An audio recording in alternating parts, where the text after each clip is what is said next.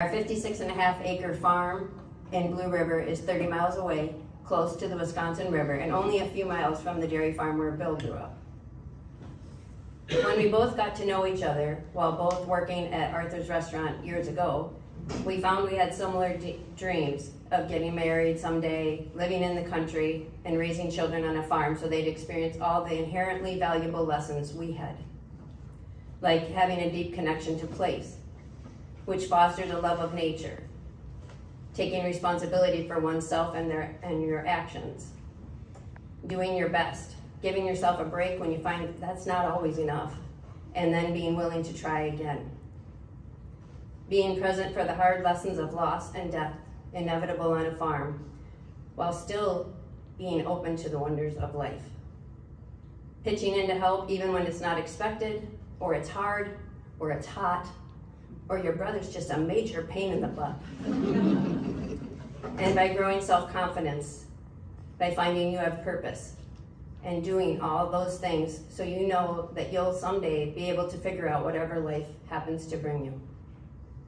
Our farm name comes from the first syllable of each of our last names, My for Meyer, and Fine for Finer. From the beginning, we knew this union would be a partnership, and that the strength of it would make or break not only our family, but any farm business we created. So as we committed ourselves to each other when we married, we also committed to a future of farming. And while we were clear that we wanted to farm, we weren't quite as clear on what that would look like for us, because all around us we were witnessing the bottom fall out of all the small cow dairies that used to line our respective valleys, but no longer did. Wanting to stay in our comfort zone, we changed it up only slightly with a goat dairy. Goat milk was bringing a higher price at that time than cow milk, and besides, smaller goats would be safer to have around our little kids than cows, or so we thought. Please don't ask Liam about pumpkin. A decade later, the push for bigger came to goat dairies as well, and we didn't see a feasible place for our small farm where we could continue to name each goat and could handle the workload ourselves. We sold most of the herd and got off-farm jobs, working opposite shifts so we could continue caring for the kids without the cost of daycare. Even sometimes meeting along the side of the road to trade the kids from the one heading to a job to the one who just punched out and was going home to do the chores. We came up with different ideas for the farm, but none seemed quite right for us. It was one of the most stressful times of our lives. We worried we'd have to give up and sell the farm.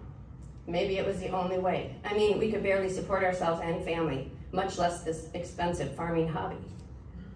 Plus, all the separation and stress was taking a toll on our relationship. We often blamed each other, even though both of us were trying so darn hard. We wondered how stupid it was to think we could work together as a farming family when the trend was to leave the family farm. And it was hard to hang on to the things that had drawn us together in the first place. Bill's strength and ability to fix almost anything. His capable dependability and curiosity to learn new things. The way he would wink at me as if to say, hey, don't worry, we got this.